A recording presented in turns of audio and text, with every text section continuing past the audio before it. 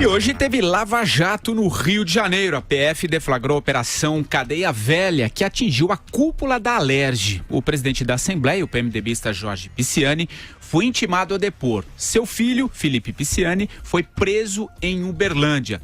Também foram alvos de mandado de prisão 3 empresários ligados ao setor de ônibus. José Carlos Lavouras, o ex-presidente da Federação das Empresas de Transporte do Rio, Leles Teixeira, e Jacob Barata Filho, conhecido como o Rei do Ônibus. Foram chamados a prestar depoimento os deputados Paulo Melo, ex-presidente da Assembleia, e Edson Albertassi, que já foi líder do PMDB na Alerj. Só rapidamente aqui, a ação desta terça teve como base a delação do doleiro Álvaro Novis, que declarou ter distribuído cerca de 500 milhões de reais em propina entre 2011 e 2015 para políticos a pedido de empresários do setor de transporte. O Ministério Público solicitou o bloqueio de bens de Jorge Pisciani e de outras pessoas ligadas ao esquema no valor de 154 milhões de reais. Eu começo esse tema com você, Andreasa. Os citados negam aí a participação, inclusive em nota, o presidente da Alerj disse que em toda a carreira jamais recebeu vantagem e que a prisão do filho é uma covardia feita para atingi-lo. O que você achou da declaração do Pisciani? Quando a gente fala no establishment agindo para se proteger e para reagir à Lava Jato, o exemplo mais representativo é o do Rio de Janeiro. E aí é por isso que eu digo que se investigar direito, se trabalhar direito, se encontrará razões, fundamentos para mandar o Sérgio Cabral para uma prisão em outro estado, né? Porque, por exemplo, por que houve essa operação hoje? Ela me parece ter sido antecipada pelo fato de que o establishment agia para dar condições ao Edson Albertassi, que seria nomeado para conselheiro do Tribunal de Contas do Estado, e assim teria foro especial. Vejam como o establishment se articula para se proteger e proteger aos seus. O que acontece no Rio de Janeiro, e é um erro achar que exclusivamente o chefe da quadrilha é o Sérgio Cabral. Vocês vejam que o Sérgio Cabral está pronto, mas a Assembleia Legislativa do Rio continua atuando a todo vapor. E que o Sérgio Cabral foi presidente da Assembleia Legislativa durante muito tempo. Vocês se lembram os casos do propinoduto, aqui conhecidos da Assembleia do Estado. O Sérgio Cabral saiu para disputar o Senado e depois para se tornar governador, e o seu herdeiro, aquele que assumiu esse espaço, foi Jorge Pisciani. Saiu também o Paulo Melo, que também está arrolado nessa investigação, condução coercitiva, assumiu, o Pisciani voltou. É a Assembleia Legislativa do Rio de Janeiro, um dos principais corações do que acontece no Estado hoje. E vejam, mesmo os deputados da oposição, não digo que estão comprometidos, mas são incapazes de agir. Porque até agora não avançou um pedido de impeachment contra o Pezão, por exemplo. O Pezão é responsável pela indicação do Albertassi ao Tribunal de Contas do Estado. A situação é dramática no Rio de Janeiro, porque aí está um dos exemplos, o mais bem desenhado, de tomada do Estado, de tomada do aparelho do Estado. O Estado hoje está a serviço dessas pessoas, em todas as áreas. Na área de saúde, na área de educação, na área de transporte, nem se fale. E são valores impressionantes, né? Mais de 150 milhões, enfim. Vai lá você, Madu. Não, eu estava acompanhando um trecho da entrevista das autoridades, né? O cálculo que eles fizeram, por conta dessas jogadas todas, dessas armações, dessas trocas de favores, o Estado deixou de arrecadar mais de 100 bilhões de reais. Vou repetir o número, porque é estarrecedor. Deixou de arrecadar mais de 100 bilhões de reais. Não é surpresa, então, que o Estado do Rio de Janeiro esteja falimentar, seja falido, não consiga pagar sequer a folha do seu funcionalismo. O Jorge Pisciani, a família Pisciani, inclusive tem outro filho dele que é ministro dos esportes, né? Isso em qualquer país normal, o cara com o mínimo de seriedade colocaria o cargo dele à disposição da presidência da República, uma vez que o pai e o irmão foram presos, né? foram levados coercitivamente, estão envolvidos em casos de corrupção, o mínimo que ele faria era colocar o carro à disposição. Mas isso aí é uma ilusão de noite de verão. Isso aí só em país sério, não é o caso do Brasil.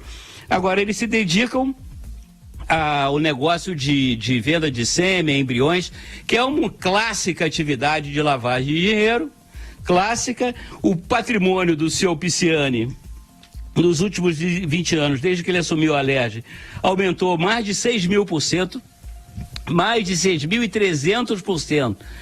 Os números são astronômicos, né? E o que me preocupa muito nessa prisão aí na véspera do feriado é se o Gilmar Mendes está viajando ou não.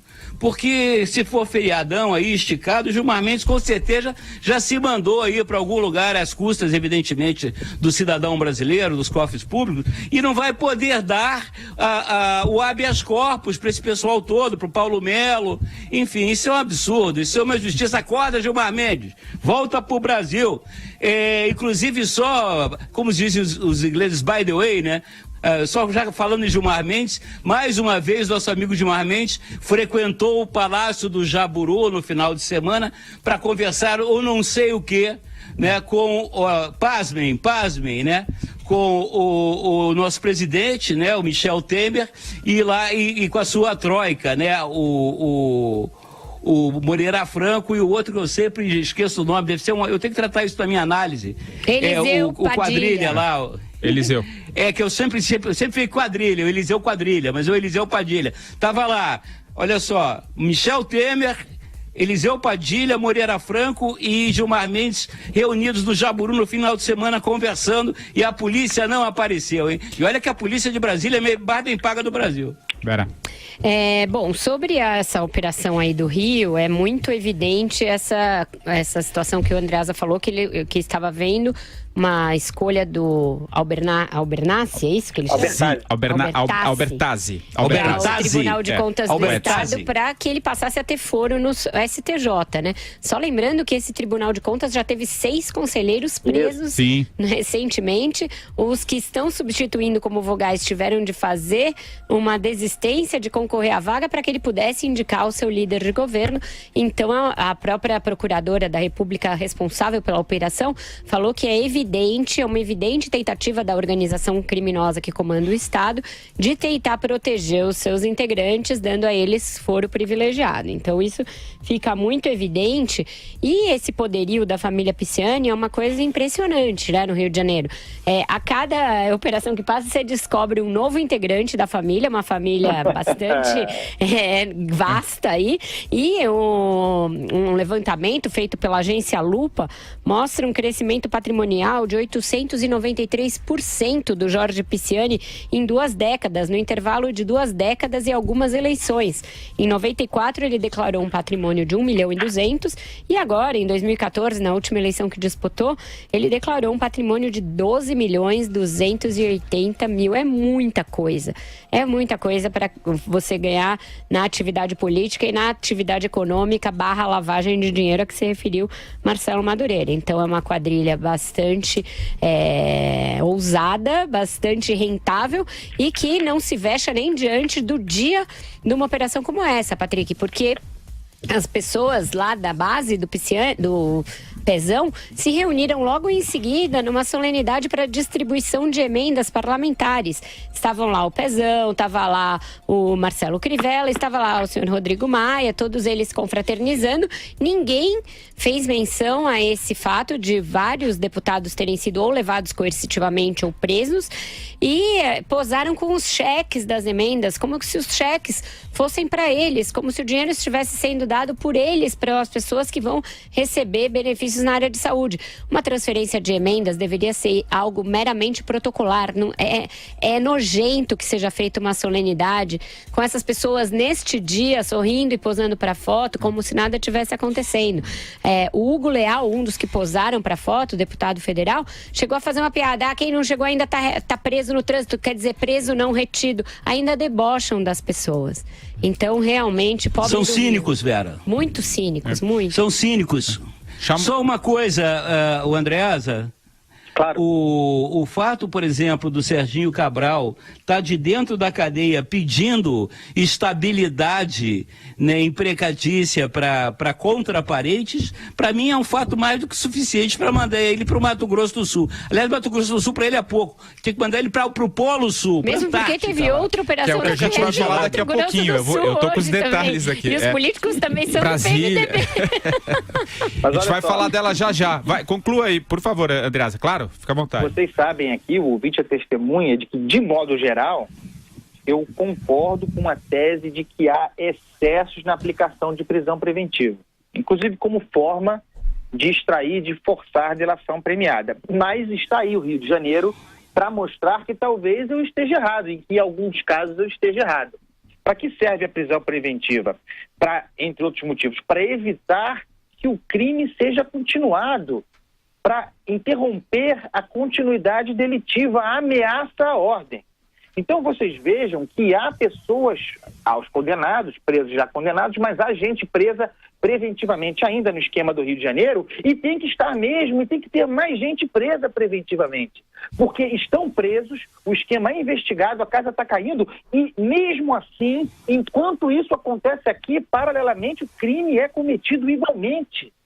As pessoas continuam delinquindo, o esquema não parou, mesmo com a prisão do Sérgio Cabral e da penca de seus auxiliares. Então, é preciso, eu tenho que calar a boca, né? Tem ouvinte que vai adorar, prisão preventiva nesse povo. Não, Andreasa, não faça isso, pelo amor de Deus, que isso?